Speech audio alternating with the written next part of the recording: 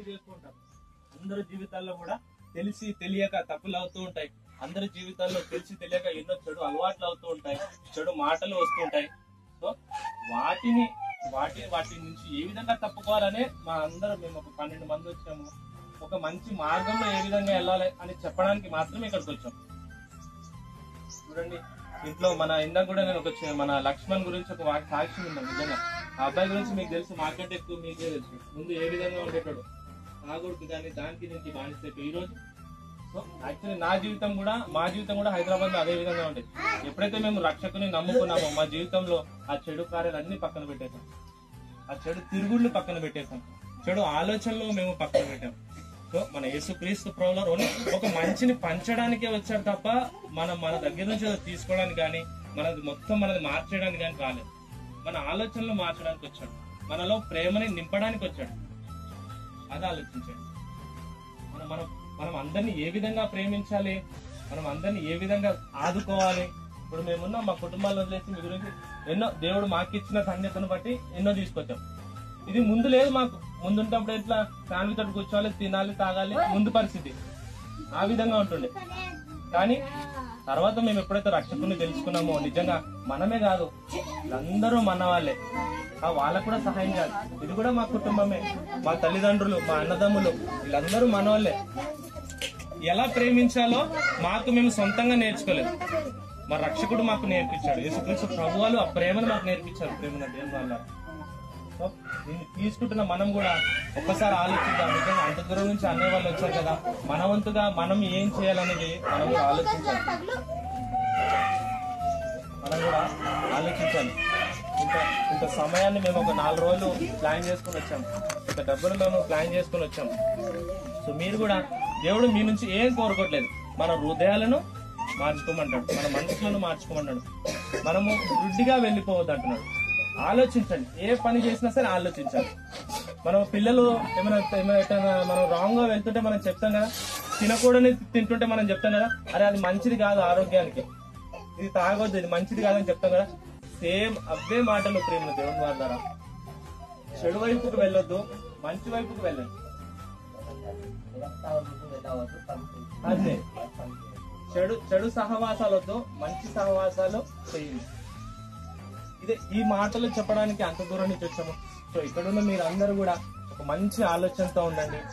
ఒక్కసారి ఆలోచించండి, మన జీవితము తర్వాత ఏంటి, బ్రతుకున్నాము ఒక 50-60 సంవత్సరాలు బ్రతుకుతాం, వెళ్ళిపోతాం, తర్వాత ఏంటి, మన పరిస్థితి ఏంటి అనేది మనం అందరం కూడా ఆలోచిద్దాం. ఇక్కడ ఏ విధంగా ఇంత స్వచ్ఛంగా ఉంటున్నామో అక్కడ కూడా అంతే ప్రేమ కలిగి ఉండాలని దేవుడు ఆశపడుతున్నాడు. ప్రేమ దేవుడు ఇది శాశ్వతం కాదు.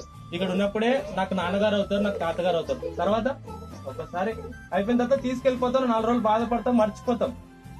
తర్వాత కొన్ని యుగాలు మనం అందరం కలిసి ఉండాలి. సో దాని గురించి ఆలోచించండి. ఇక్కడ ఉన్నప్పుడే మన పిల్లలు, మనం ఒక్కసారి ఏదో యాక్సిడెంట్ అయినా వెళ్ళిపోయినాం అనుకోండి, మన పిల్లలు కాదు ఇంకా. సో దాని గురించి మనం ఆలోచించాలి. సో ఈ రోజు కొద్ది మాటలు విన్న మీరు అందరు కూడా ఒక మంచి ఆలోచనతో ఉండండి. అందరినీ ప్రేమించండి. చెడు సహవాసం వైపు పోద్దు, చెడు ఆలోచన వైపు వద్దు. మన జీవితాన్ని ఇక్కడ ఈ లోకాన్ని విడిచిన తర్వాత ఏంటో అది ప్రాముఖ్యం. లోకాన్ని విడిచిన తర్వాత కూడా మనల్ని కాపాడే రక్షకుడు ఉన్నాడు మన గురించి. ఆయన గురించి ఆలోచిద్దాం. ఆ జీవ కిరీటాన్ని పొందుకోవడానికి, ఆ యుగాలుగా మనము పరలోకంలో మనం అందరము కలిసి ఆనందించడానికి దాని గురించి ఆలోచిద్దాం. ఇవన్నీ కూడా శాశ్వతం కాదు, ఇవన్నీ టెంపరీ. ఇప్పుడు మేము ఇచ్చాము ఒక 4 రోజులు తిన్న తర్వాత ఇవి అయిపోతాయి, ఒక 1 నెల రోజులు గట్టిగా వస్తే అయిపోతాయి. తర్వాత అదే మనము యథార్థంగా బ్రతుకుతే, మనం నీతిగా బ్రతుకుతే దేవుడు మనకి పరలోకాన్ని ఇస్తాడు. వాటి గురించి మనము ప్రయాసపడదాము. మన కుటుంబాలలో కూడా ఏదైనా పరిస్థితులు అటు ఇటు ఉంటే కూడా ప్రార్థనలో పెట్టాలి, దేవుడిని అడగాలి. మన అన్నదమ్ములు కానీ, మన అక్క చెల్లెలు కానీ ఏదైనా ట్రాక్ ఏదైనా చేంజ్ అవుతున్నా, తప్పుడు సహవాసాల్లో వెళ్తున్నప్పుడు మనము ఇదొక బైబిల్లో ఆ మాటలే ఉంటాయండి, వేరే ఏముండదు దీంట్లో. ఏదైనా వేరే చేయమని ఏముండదు. తాగొద్దని చెప్తారు, చెడు దాంట్లో తిరగొద్దని చెప్తారు. అంటే ఆ మాటలే తప్ప వేరే ఏ మాటలు ఉండవండి. మంచిగా బ్రతకమని చెప్తారు. కుటుంబ పరిస్థితులు, మన పిల్లల్ని ఏ విధంగా మనం దగ్గర చేర్చుకోవాలో, నీతిగా ఏ విధంగా బ్రతకాలో, యథార్థంగా ఏ విధంగా బ్రతకాలో, శత్రువును కూడా ప్రేమించమని దీంట్లో ఉంటుంది. శత్రువును కూడా అప్పట్లో మనకి నక్సలైట్లు ఉండేవారు, బాంబ్స్ అది ఉంటుండే. కానీ దీంట్లో శత్రువును కూడా ప్రేమించమని చెప్తారు ప్రేమ దేవుని వాళ్ళు. సో అందరినీ ప్రేమించేలాగా చేస్తుంది ఇది. ముందు మేము కూడా చాలా దారుణంగా తిరిగేటోళ్ళం. ఎప్పుడైతే ఇది పట్టుకున్నామో మాది ప్రతీది మారిపోయింది. మా మాట తీరు మారిపోయింది, మా ఆలోచన మారిపోయింది, మా నడవడిక మారిపోయింది. సో ఇవన్నీ కూడా మీకు ఇస్తాను దాంట్లో పెట్టి. చదువున్న వారు చదవండి, చదువులేని వారు పక్కన మీ పిల్లలతోటి చదివించుకోండి. మంచి మాటలు ఉంటాయండి. మనం ఈ లోకంలో ఉన్న రోజులు చదవని తర్వాత కూడా మనకి మంచి పరలోకాలు వస్తుంది. సో ఆ విధంగా ఎవరు కూడా నిర్లక్ష్యం చేయకండి. ఎందుకంటే రోజులు వెళ్ళిపోతా ఉంటాయి, సంవత్సరాలు చూస్తూనే వెళ్ళిపోతాయి. నిర్లక్ష్యం చేయకండి. ఒక మంచి నిర్ణయాన్ని తీసుకోండి. యేసుక్రీస్తు ప్రభు వారు ఆయన అందుకే వచ్చి ఆయన ప్రాణం పెట్టి వెళ్ళారు. మీరందరూ కూడా ప్రత్యక్షంగానో పరోక్షంగానో వినే ఉంటారు యేసుక్రీస్తు ప్రభు వారి గురించి. ఆయన ప్రాణం పెట్టి వెళ్ళింది కూడా మన గురించి, మన బ్రతుకులు మార్చాలని. ఎవరో ఒకరు ఇప్పుడు కుటుంబంలో పెద్ద ఉంటాడు, ఆయన త్యాగం చేయాల్సిందే. ఆయన పొద్దున వెళ్ళాలి, పని చేయాలి, తీసుకురావాలి. అది తీసుకొచ్చినాక భార్య బిడ్డలు తింటారు. ఆయన బయటికి వెళ్ళకపోతే కుటుంబానికి పోషణ ఉండదు. ఆయన లెగాలి, ఆయన ఆరోగ్యం బాగోలేకపోయినా ఆయన కష్టపడాలి. ఎవరో ఒకరు త్యాగం చేస్తేనే ఆ కుటుంబము సంతోషంగా ముందుకు వెళ్తుంది. ఆ త్యాగం చేసిన పేరే, ఈ లోకానికి మొత్తం త్యాగం చేసిన పేరే యేసుక్రీస్తు ప్రభువు వారు. ఆయన త్యాగం చేశాడు. ఎందుకంటే ఆయనే లేకపోతే మన దారులు మనవి. పాపం చేస్తారు, తాగేటోళ్ళు తాగుతారు, తిరిగేటోళ్ళు తిరుగుతారు, సంబంధాలు లేకుండా ఇదైపోతుంది. కానీ ఒక మంచి పరిస్థితిని ఆయన కల్పించారు ఈ పరిశుద్ధ గ్రంథం ద్వారా. ఆయన గురించి ఒక్కసారి ఆలోచించండి. ఆయన త్యాగం చేశాడు. ఆ త్యాగంలోనే ఈరోజు మనం అందరం బ్రతుకుతున్నాము. ఆయన చేసిన ప్రేమను బట్టి మేము అందరం కూడా ఎంత దూరం వచ్చాము, ఇవన్నీ తీసుకొచ్చాము. ఒక మంచి నిర్ణయాన్ని తీసుకోండి, ఒక మంచి ఆలోచన కలిగి ఉండండి. నిజంగా మీరు అందరూ కూడా చాలా అదృష్టవంతులు. ఒకసారి హైదరాబాద్ లో మీరు ఒక నెల ఉన్నారనుకోండి, అక్కడ ఉండమంటారు. ఇంకా అమ్మో వద్దు, ఈ దరిద్రం మా పిల్లలు వచ్చేస్తారు. నిజంగా బైబిల్లో కూడా మొత్తం వీటి గురించే ఉంటది. అటువంటి మీరు లోకానికి వేరుగా ఉండండి, అటువంటి పరిస్థితులకి దూరంగా ఉండండి అంటారు. అక్కడ ఒక రోడ్లో అయితే ఒక 4-5 వైన్స్ 4-5 బార్లు ఉంటాయి. ఇంకా పాండబ్బాలు కిల్లికొట్లు తెలిసేమో, అవైతే కంటిన్యూ అయ్యే ఉంటాయి. యవనస్తులకు అవి తెలిసి ఉంటాయి, కంటిన్యూ అవే ఉంటాయి. ఇక్కడ నిజంగా అసలు మాకు అది ఒక్కటి కూడా కనపడలేదు. అసలు చాలా అదృష్టవంతులు.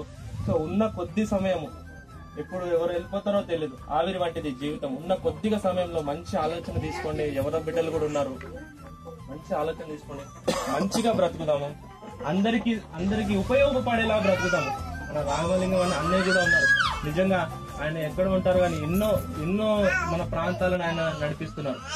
ఒకరికి ఉపయోగపడేలాగా మన జీవితం ఉండాలి. మన బిడ్డలకి, మన కుటుంబానికి కాదు, అనేక మందికి ఉపయోగపడేలాగా మన బ్రతుకుండాలి. ఇప్పుడు చూడండి, మేము డ్యూటీని చేసుకొని అది కొద్దిగా సేవ్ చేసుకొని తీసుకొచ్చాం. ఇవి మీ అందరికి ఉపయోగపడతాయి. సేమ్ అదే విధంగా మన కుటుంబం కూడా ఒక నలుగురికి ఉపయోగపడాలి. అదే మాటలు ఉంటాయి దీంట్లో, వేరే ఏముండవు. మనం ఒక నలుగురికి ఉపయోగపడాలి, మనం నలుగురికి సహాయం చేయాలి, మనం నలుగురిని ప్రేమించాలి. అవే మాటలు ఉంటాయి దీంట్లో, వేరే ఏ మాటలు ఉండవు.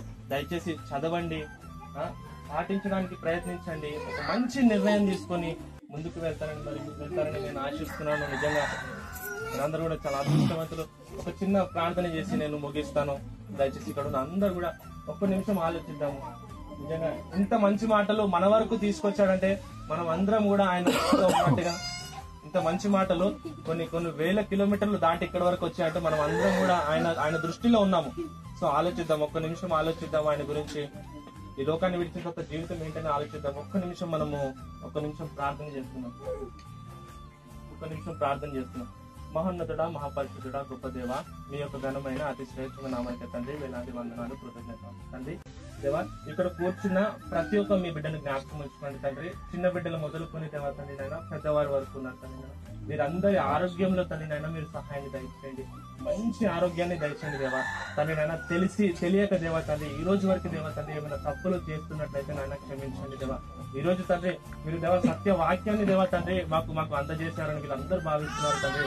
ఒక మంచి మాటలు మాకు అందజేసామని వీళ్ళందరూ భావిస్తున్నారు దేవా తండ్రి. ఈ లోకాన్ని విడిచిన తర్వాత నెక్స్ట్ ఏంటి నిత్య జీవం ఏంటి అనేది కూడా ఈ రోజు మాకు నేర్పించారు దేవా. నిజంగా ఇక్కడ ఉన్న ఈ బంధాలు, కుటుంబ బంధాలు అన్ని కూడా టెంపరవరీ. ఇవన్నీ కూడా ఓన్లీ కొన్ని రోజులే, మనం ఈ లోకంలో ఉన్నన్ని రోజులే. కానీ తర్వాత ఏంటనేది ఈ రోజు మాకు తెలిపించారు. అని వీళ్ళందరూ నమ్ముతున్నారు దేవా. విన్న ప్రతి ఒక్కరి దాంట్లో ఆయన ఫలించటకు సహాయాన్ని దయచేయండి. వారి హృదయాలలో ఈ మాటలు భద్రపరుచుకున్నట్టుకు సహాయాన్ని దయచేయండి దేవా తండ్రి. వీరందరూ కూడా ప్రేమ కలిగి వీరొక మరొక నలుగురిని ప్రేమించే విధంగా నాయన సహాయాన్ని దయచేయండి.